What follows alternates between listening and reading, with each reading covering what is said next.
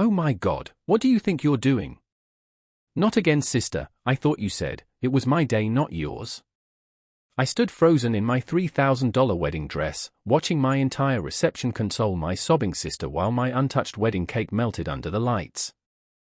I had spent 18 months planning every detail of my wedding to Marcus. The ivory roses, the string quartet, the hand calligraphic invitations, everything was perfect. My sister Jade had been my maid of honor, though our relationship had always been complicated. The morning of my wedding, I woke up in the bridal suite surrounded by my bridesmaids. Jade arrived late, her makeup already done, wearing dark sunglasses inside. Big night, she mumbled. I brushed off my concern. Nothing would ruin this day. During hair and makeup, Jade pulled me aside. Emma, I need to talk to you after the ceremony. It's important. Her eyes were red. I assumed she was emotional about her big sister getting married. Of course, I said, squeezing her hand. My father walked me down the rose-petal-strewn aisle. Marcus stood at the altar, tears in his eyes. Everything was magical until I noticed Jade dabbing her eyes excessively, her shoulders shaking. She was sobbing louder than appropriate. Marcus and I exchanged our personal vows. I was mid-sentence when Jade's phone rang, loudly. She'd forgotten to silence it. Guests turned. She fumbled with it, her face red, and rushed out of the church. My heart sank, but I continued. At the reception, Marcus and I made our grand entrance to applause. Jade was already at the head table, her mascara smudged, drinking wine quickly. My mother shot her warning looks. I tried to ignore it and enjoy my first dance. When it was time for speeches, Jade stood unsteadily. Emma has always been perfect, she began, her voice breaking.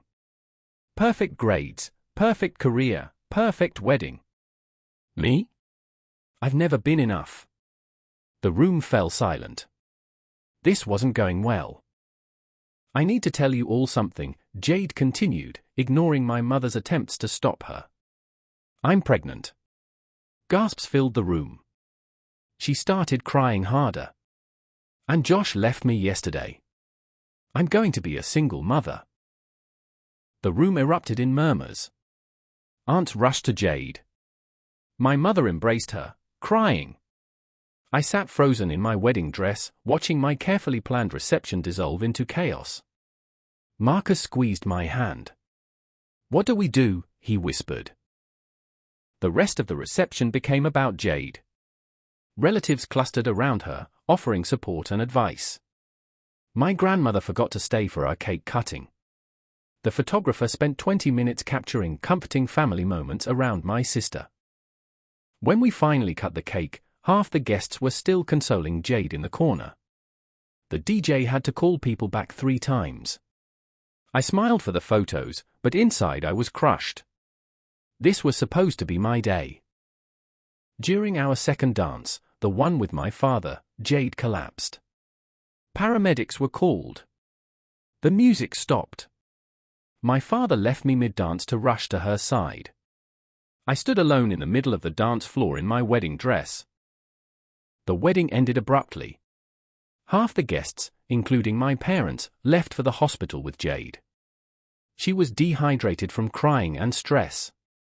Marcus and I stayed behind with remaining family, opening gifts in a nearly empty hall. That night in our honeymoon suite, I finally broke down. Marcus held me while I cried. She didn't mean to ruin it, he said gently. She's going through something terrible. I knew he was right, but it didn't ease the pain. My phone had 47 messages, all about Jade. Is your sister okay? Poor Jade, what a terrible time. Only 3 people mentioned the wedding. I felt guilty for being angry at my pregnant, abandoned sister. But I was angry. 3 days later, back from our shortened honeymoon, I visited Jade. Did you have to announce it at my wedding? I asked quietly. She looked shocked. Emma, I was falling apart. I needed family. You couldn't wait 1 day. I pressed. Jade started crying. I didn't plan it. When I saw you so happy, I broke. Josh texted me during the ceremony saying he'd moved out. I lost control. I'm sorry. My anger cracked. She looked so small and broken on her couch. We talked for hours. I learned how much she'd been struggling, how she'd hidden her relationship problems to not burden me during wedding planning. I'm sorry I made it about me, she whispered. I'm sorry I wasn't there for you, I replied. 2 months later, Marcus and I invited our closest friends for an intimate vow renewal ceremony, without telling them that's what it was. Just drinks, dinner, and dancing. Jade helped me pick a simple white dress. She was showing now, glowing despite everything. As Marcus and I renewed our vows in front of 20 people who came just for us, I realized something. The big wedding wasn't what mattered. This moment, intimate, genuine, and full of love, was perfect. And later, when Jade gave a tearful toast thanking me for forgiving her, I finally felt like I'd had my moment. Sometimes the best spotlight is the one you share.